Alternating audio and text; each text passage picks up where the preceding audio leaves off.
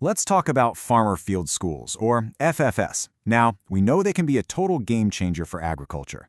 But there's a problem. A lot of them fail. So what's the secret? What makes one succeed where another falls apart? Well, it all comes down to the foundation, and that's exactly what we're going to dig into today. Right? It's the big question. You can have everything going for you. You've got eager farmers, fantastic ideas, all the best intentions in the world. And yet sometimes the project just fizzles out. It doesn't stick. So what's the missing piece of the puzzle? You know, the answer is actually an old idea, something we can all understand. It's just like building a house.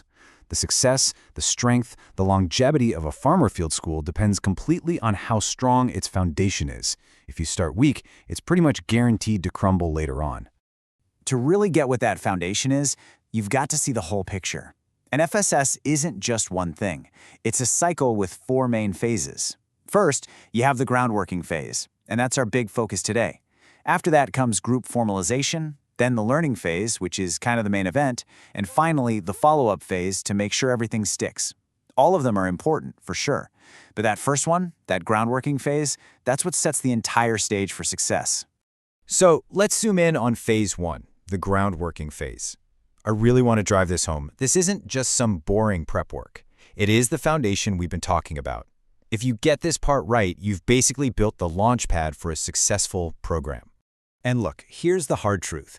This is what the data and experience tell us, time and time again.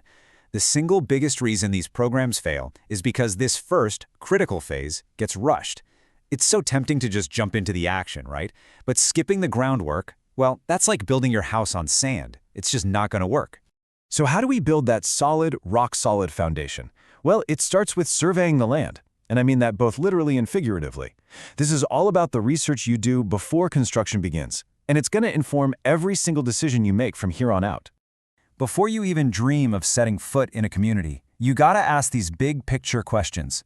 Is the government on your side? Are there enough trained people and resources to actually pull this off?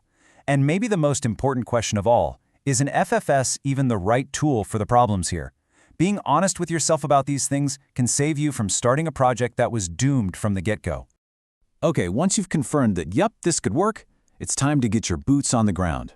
You have to understand the rhythm of the community. Where do people hang out? Where does the water come from? What day is market day? You need to know this stuff, not just for logistics, but so you can weave the FFS into the life of the community instead of trying to force it on them. So, your research is done. Now comes the moment of truth, breaking ground. It's time for those first crucial community meetings where you introduce this whole idea and, hopefully, start building some real trust. Now this is the secret sauce. You can't just walk in and lecture people about experiential learning. That's not going to fly. You have to show them.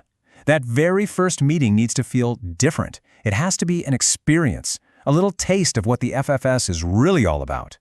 And this is just the brilliant way to do it, the spider exercise. So you ask everyone to draw a spider from memory.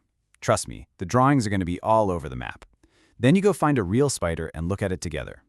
And everyone can see, oh, okay, it has 8 legs. The takeaway is so powerful. We didn't need an expert to tell us that. We figured it out ourselves just by looking and talking. And you can say that is what a farmer field school is. Okay, so you've gotten everyone excited with a cool exercise. Now it's time for a little reality check. This is where you have to be super clear, super honest about what an FFS is not. It's not a charity giving out free stuff. It's not a get-rich-quick scheme. It's a school, and just like any school, it takes time, commitment, and real work. Getting this out in the open from day one saves a world of headaches down the road. All right, so the community is interested, and everyone knows what to expect. Now it's time to set the cornerstones. These are the final, solid decisions that are going to shape the entire structure of your FFS. First up, what is this school actually going to be about? This is called the focal activity. And here's the key, this can't be something that you decide. It has to come from the farmers themselves. It has to be based on their real problems, their actual interests. If they're fired up to solve an issue, their motivation is going to be through the roof. Next up, who gets to join? This part is so critical. You're building a team. So you want people who are genuinely hungry to learn, who can work with others. But you also have to be smart about it. Watch out for people who are just there for handouts, or people who might dominate the conversation and shut others down. The goal is to build a strong, cohesive group that's ready to learn together. And finally, where is this all going to happen? The learning site isn't just a random plot of land. It needs to be easy for everyone to get to. It needs to actually represent the problems they want to solve. And this is so important. The group has to choose it together, democratically. That way, it's their site, their school, right from the very start. So let's bring it all back to that main idea, our core metaphor. All of these little steps, the research, the meetings, the careful planning, they're not just boxes to tick on a checklist. They are the actual work of building a school that is truly built to last. Every single one of those activities we just talked about, think of it as another block you're carefully placing in the foundation. If you put in the time to do the research, to build trust, to set clear expectations, and to make decisions together, you give that former field school a real fighting chance to stand strong and make a difference for years to come. So in the end, it all comes down to this. An FFS is more than just a project. It's a house for community learning. And the only question you have to ask yourself is, are you taking the time to build its foundation on solid rock, or are you cutting corners and building on sand? Because that single choice, well, it's going to determine everything.